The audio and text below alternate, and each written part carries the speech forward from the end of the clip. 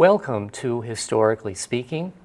I am your host, Michael Dwyer, and our show this month is Picturing the American Revolution Part 2, in which we are going to look at paintings of John Trumbull, who was a participant and eyewitness to the American Revolution and knew many of the main key players.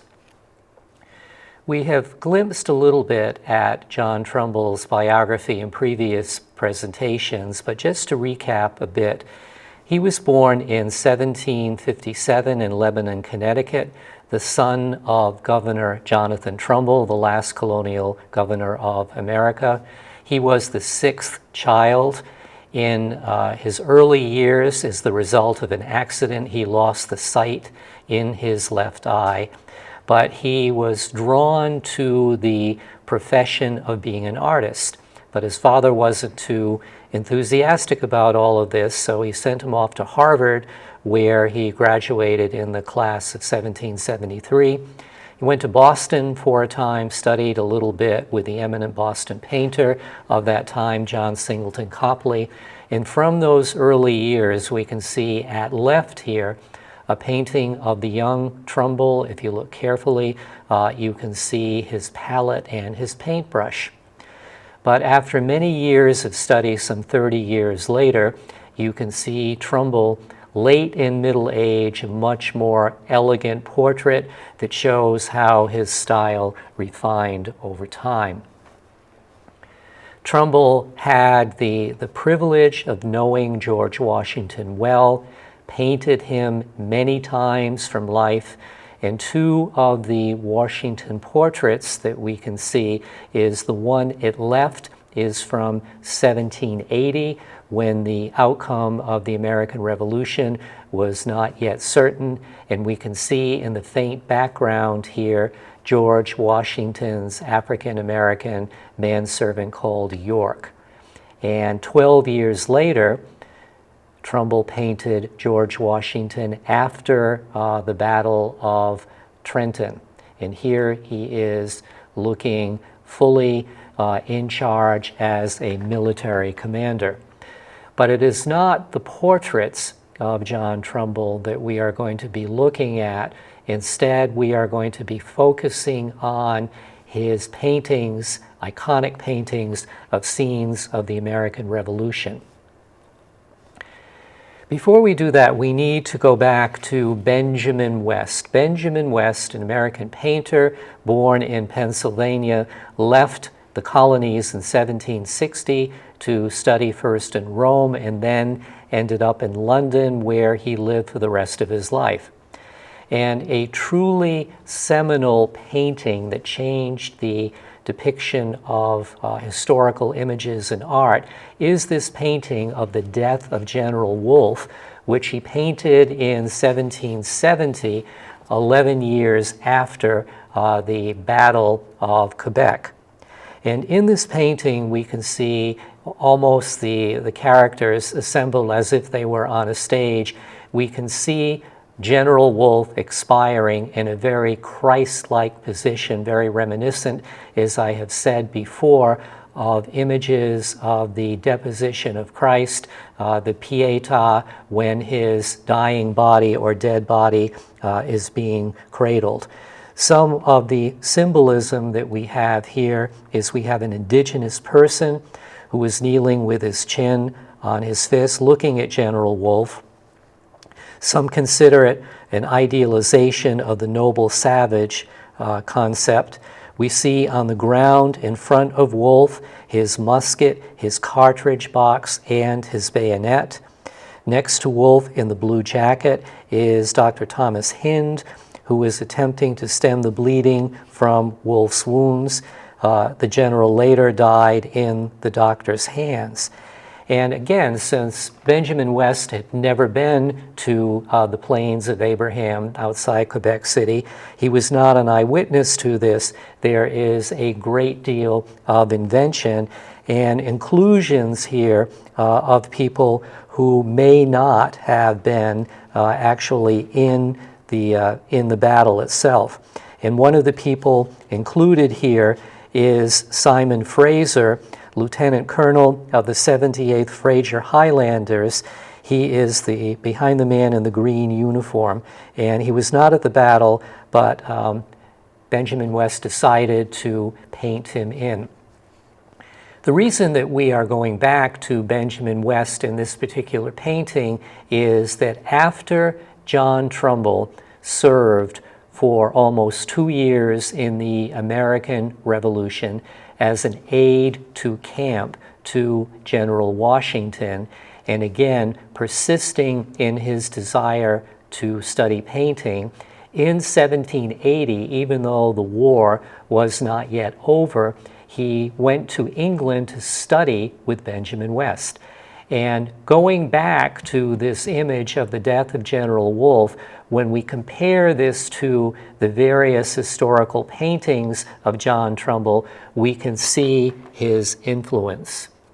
And again, a much wider angle depiction of the death of General Wolfe. So the first Trumbull painting that we're going to be looking at here is the death of General Warren at the Battle of what was called Bunker's Hill on the 17th of June, 1775. It was painted 11 years after the fact. Although John Trumbull was in the area, he could not have seen this because he would have only been an eyewitness to some of the smoke and fire from Dorchester Heights. But what we see here is not on the outcome of the battle, but in the noble behavior of the participants. Set under a blackening, smoke-filled sky against a chaotic background of dead and dying men, he depicts the climactic moment when American Major General Joseph Warren is mortally wounded by a musket ball just as the British successfully press beyond American lines.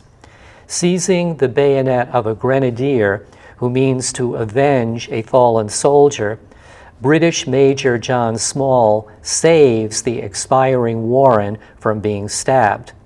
The expressions on the faces of the surrounding American soldiers and the two departing figures at right, Lieutenant Thomas Grosvenor and his black servant, combine concern for the dying Warren and the establishment at the magnanimity of Small. By emphasizing this act of humanity by the enemy, Trumbull honors morality that transcends national boundaries. In this painting today resides in the Yale Museum Gallery of Art. And again, particularly with the way that the Joseph Warren is held dying, we can see the influence of the death of General Wolfe.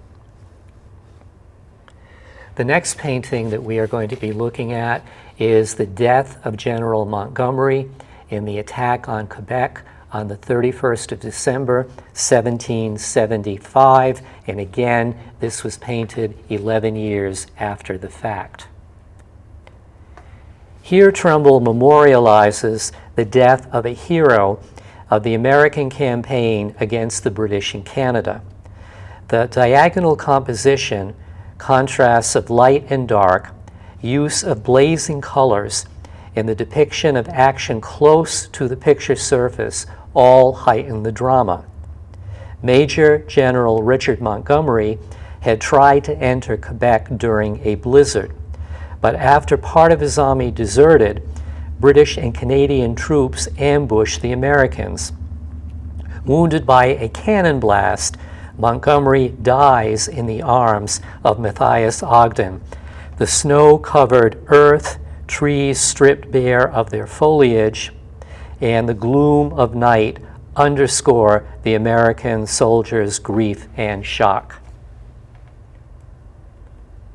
By contrast now, we have one of the first victories of the American Revolution with the capture of the Hessians at Trenton on the 26th of December, 1776.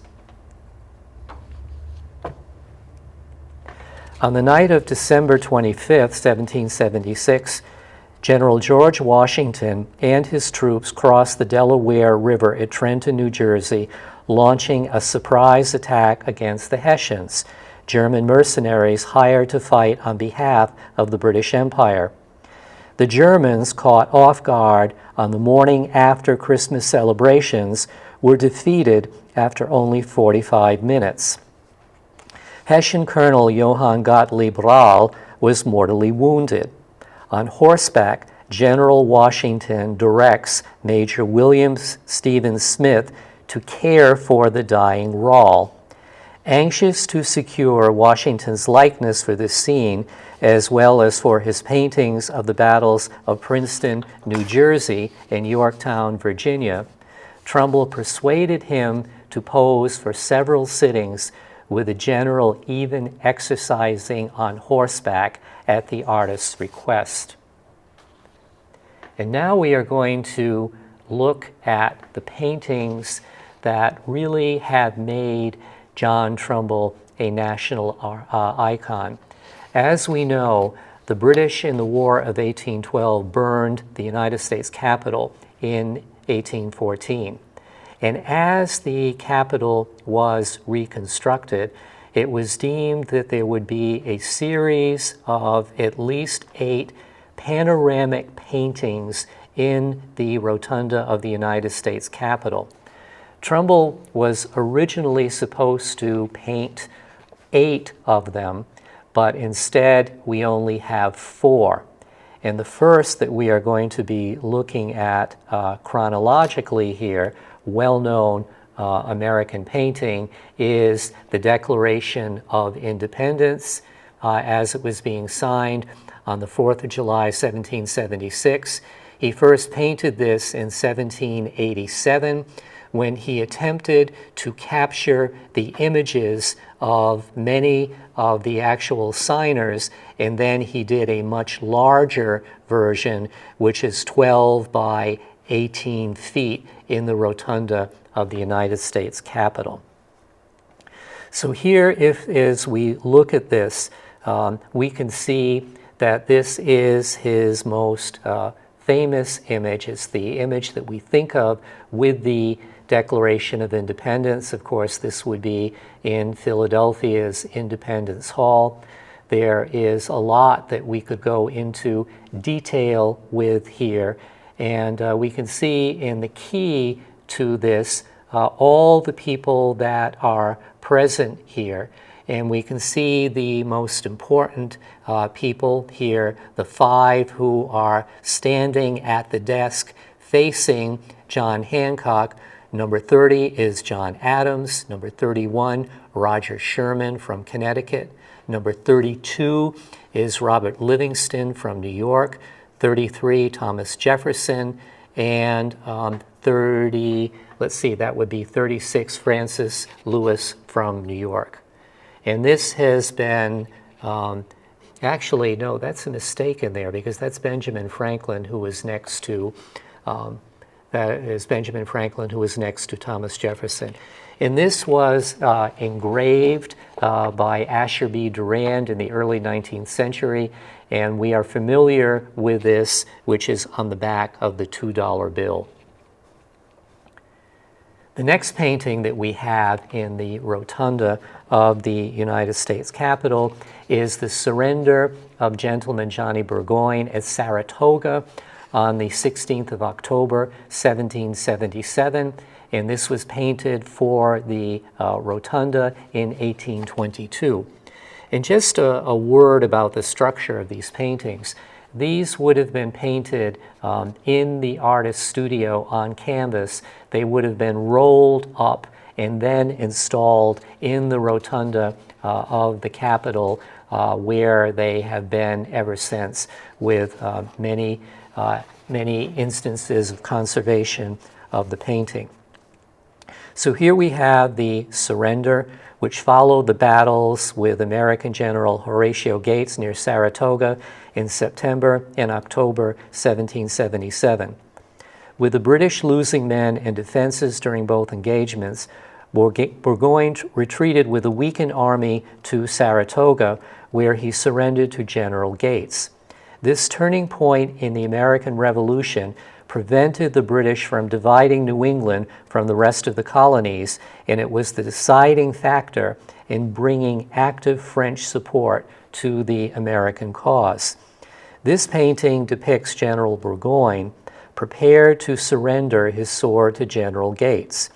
Gates, showing respect for Burgoyne, refuses to take the sword and instead offers hospitality by directing Burgoyne to the tent to take refreshment. The American flag flies in the wind at the top of the tent. American officers gather at the sides to witness the event. Their varied dress reflects their different unit. In the center of the painting and extending into the background is Burgoyne's army along with its German reinforcements. They were directed to the camp by American Colonel Lewis, Quartermaster General, who rides on horseback in the far distance. The scene suggests peace rather than combat or hostility, and beneath blue sky and white clouds, the officers wear their dress uniforms, weapons are sheathed or slung, and the cannons stand silent. The surrender of Lord Cornwallis at Yorktown, ending the American Revolution on the 19th of October, 1781, first painted in a smaller version in 1787, and again 6 years after the fact, and then again in 1828.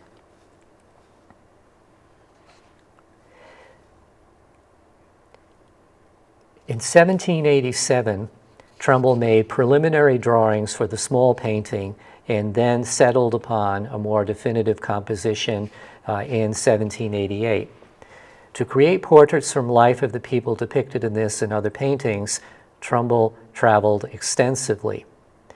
We can see here that the central action is in the middle of the painting, very much in a staged aspect to it, with the flags flying, looking very, very orderly, very, very respectful. So there's no chaos in this here. And one painting that really deserves a lot of study and interpretation is the resignation of General George Washington on the 23rd of December, 1783, which he painted many years later in 1824.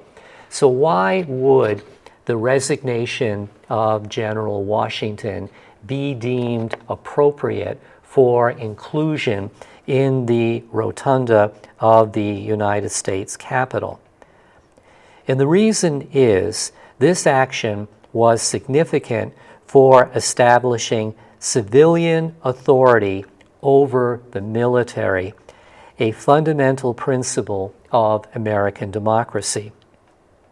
Washington, illuminated by the light falling into the room, stands in uniform before the President of the Continental Congress, Thomas Mifflin, and the delegates, among whom are Thomas Jefferson. Behind Washington are his aides-de-camp, Colonel Benjamin Walker and Colonel David Humphreys, and spectators. The delegates and spectators direct their attention to Washington as he extends his right hand to return his commission. The empty chair draped in a cloak is suggestive of a throne covered with a king's robe, symbolizing Washington's act of retiring from his position of power. So to depict accurately the figures in the painting, Trumbull copied miniatures he had painted previously. He studied portraits by fellow artists and contacted members of Congress for portraits of the delegates. He based the representation of George Washington on one of his own earlier portraits.